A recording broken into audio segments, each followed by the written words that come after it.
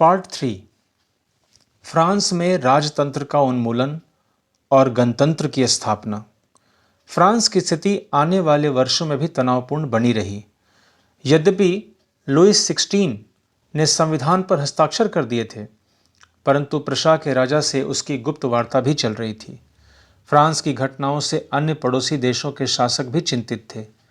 इसलिए 1789 के गर्मियों के बाद होने वाली ऐसी घटनाओं को नियंत्रित करने के लिए इन शासकों ने सेना भेजने की योजना बना ली थी। लेकिन जब तक इस योजना पर अमल होता, अप्रैल 1792 में नेशनल असेंबली ने प्रशा एवं ऑस्ट्रिया के विरुद्ध युद्ध की घोषणा का प्रस्ताव पारित कर दिया। प्रांतों से हजारों स्वयंसेवी सेना में भर्ती होने के लिए जमा होने लगे। उन्होंने इस युद्ध को यूरोपीय राजाओं एवं कुलीनों के विरुद्ध जनता की जंग के रूप में लिया। उनके होठों पर देशभक्ति के जो तराने थे, उनमें कवि रॉजर डी लाइल द्वारा रचित मार्सिले भी था। यह गीत पहली बार मार्सिलेस के स्वयंसेवियों ने पेरिस की ओर कूच करते हुए गाया था। इसलिए इस गाने का नाम मार्सिले हो गया, जो अब फ्रांस का राष्ट्रगान है। क्रांतिकारी युद्धों से जनता को भारी क्षति एवं आर्थिक कठिनाइयां झेलनी पड़ी। पुरुषों के मोर्चे पर चले जाने के बाद घर परिवार और रोजी रोटी की जिम्मेदारी औरतों के कंधों पर आ पड़ी। देश की आबादी के एक बड़े हिस्से को ऐसा लगता था कि क्रांति के सिलसिले को आगे बढ़ाने की जरूरत है, क्योंकि 1791 के संविधान से सिर्फ अमीरों को ही राजनीतिक अधिकार प्राप्त हुए थे। लोग राजनीतिक क्लबों में अड्डे जमाकर सरकारी नीतियों और अपनी कार्य योजना पर बहस करते थे। इनमें से जैकोबिन क्लब सबसे सफल था, जिसका नाम पेरिस के भूतपूर्व कॉन्वेंट ऑफ सेंट जैकब के नाम पर पड़ा, जो अब इस राजनीतिक समूह का अड्डा बन गया था। इस पूरी अवधि में महिलाएं भी सक्रिय थीं और उन्होंने भी अपने क्लब बना लिए। इस अध्याय के खंड 4 में आप उनकी गतिविधियों एवं मांगों के बारे में और जानेंगे। जैकोबिन क्लब के सदस्य मुख्यतः समाज के कम समृद्ध हिस्से से आते थे। इनमें छोटे दुकानदार और कारीगर जैसे जूता बनाने वाले, पेस्ट्री बनाने वाले, घड़ी साज, छपाई करने वाले और नौकर व दिहाड़ी मजदूर शामिल थे। उनका नेता मैक्समिलियन रॉबेस्पियर था। जैकोबिनों के एक बड़े वर्ग ने गोदी कामगारों की तरह धारीदार लंबी पतलून पहनने का निर्णय किया। ऐसा उन्होंने समाज के फैशन परस्त वर्ग, खास तौर से घुटने तक पहने जाने वाले ब्रीचेस, घुटन्ना पहनने वाले कुलीनों से खुद को अलग करने के लिए कहा। यह ब्रीचेस पहनने वाले कुलीनों की सत्ता समाप्ति के ऐलान का उनका तरीका था। इसलिए जैकोबिनों को 100 कुलात के नाम से जाना गया, जिसका शाब्दिक अर्थ होता है बिना घुटनने वाले। 100 कुलात पुरुष लाल रंग की टोपी भी पहनते थे, जो स्वतंत्रता का प्रतीक था, लेकिन महिलाओं को ऐसा करने की अनुमति नहीं थी। सन 1792 की गर्मियों में जैकोबिनों ने खाद्य पदार्थों की महंगाई एवं अभाव से नाराज पेरिस वासियों को लेकर एक विशाल हिंसक विद्रोह की योजना बनाई। 10 अगस्त की सुबह उन्होंने ट्यूलेरिए के महल पर धावा बोल दिया, राजा के रक्षकों को मार डाला और खुद राजा को कई घंटों तक बंधक बनाए रखा। बाद में असेंबली ने शाही परिवार को जेल में डाल देने का प्रस्ताव पारित किया। नए चुनाव कराए गए। 21 वर्ष से अधिक उम्र वाले सभी पुरुषों, चाहे उनके पास संपत्ति हो या नहीं, को मतदान का अधिकार दिया गया।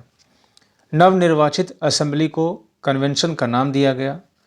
21 सितंबर 1792 को इसने राजतंत्र का अंत कर दिया और फ्रांस को एक गणतंत्र घोषित किया। जैसा कि आप जानते हैं, गणतंत्र सरकार का वह रूप है जहां सरकार एवं उसके प्रमुख का चुनाव जनता करती है। यह वंशानुगत राजशाही नहीं है। आप कुछ अन्य गणतांत्रिक देशों के बारे में जानकारी प्राप्त करने की कोशिश करें और देखें कि वे कब और कैसे गणतंत्र बने। लुई 16 को न्यायालय द्वारा देशद्रोह के आरोप में मौत की सजा सुना दी गई। 21 जनवरी 1793 को प्लेस डी लॉ कॉन्कॉर्ड में उसे सार्वजनिक रूप से फांसी दे दी गई। जल्द ही रानी मैरी एंतोइनेट का भी वही हश्र हुआ। 3.1 सन 1793 से 1794 तक के काल को आतंक का युग कहा जाता है। रॉबेस्पियर ने नियंत्रण एवं दंड की सख्त नीति अपनाई। उसके हिसाब से गणतंत्र के जो भी शत्रु थे, कुलीन एवं पादरी, अन्य राजनीतिक दलों के सदस्य, उसकी कार्यशैली से असहमति रखने वाले पार्टी सदस्य, उन सभी को गिरफ्तार कर जेल में डाल दिया गया और एक क्रांतिकारी न्यायालय द्वारा उन पर मुकदमा चलाया गया। यदि न्यायालय उन्हें दोषी पाता तो गिलोटीन पर चढ़ाकर उनका सिर कलम कर दिया जाता था।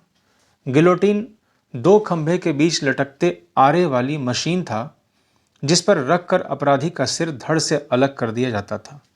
इस मशीन का नाम इसके आविष्कारक डॉक्टर गिलोटीन के नाम पर पड़ा। रॉबेस्पियर सरकार ने कानून बनाकर मजबूरी एवं कीमतों की अधिकतम सीमा तय कर दी।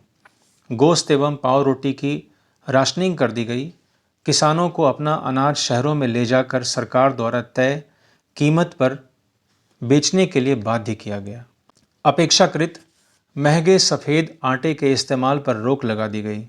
सभी नागरिकों के लिए साबुत गेहूं से बनी और बराबरी का प्रतीक माने जाने वाली समता रोटी खाना अनिवार्य कर दिया गया।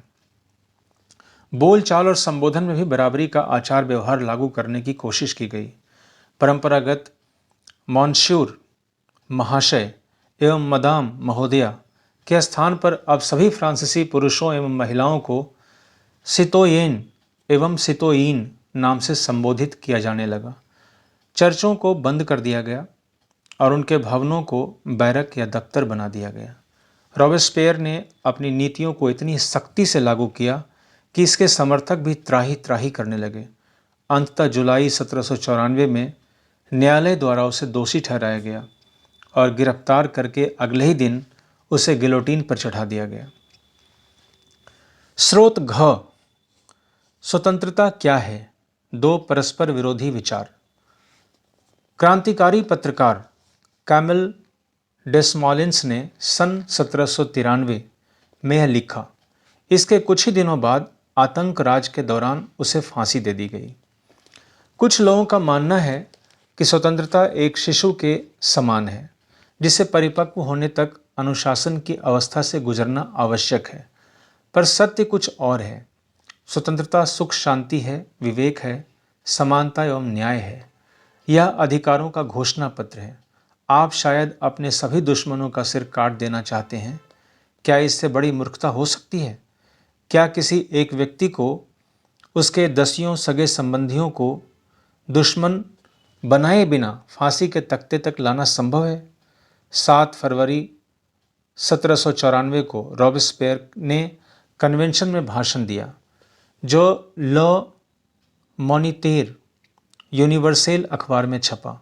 उसी भाषण का एक अंश लोकतंत्र को स्थापित और सुदृढ़ करने के लिए संविधान सम्मत शांतिपूर्ण शासन के लिए हमें सबसे पहले अत्याचारी निरंकुशता के विरुद्ध स्वतंत्रता की लड़ाई को अंतिम परिणति तक पहुंचाना होगा। गणतंत्र के घरेलू एवं बाहरी दुश्मनों का विनाश करना आवश्यक है, अन्यथा हम खुद नष्ट हो जाएंगे। क्रांति के दौर में लोकतांत्रिक सरकार आतंक का सहारा ले सकती है। आतंक बस कठोर, तुरंता एवं अनन्य न्याय है जिसका प्रयोग पितृभूमि के अत्यावश्यक जरूरतों को पूरा करने के लिए किया जाएगा।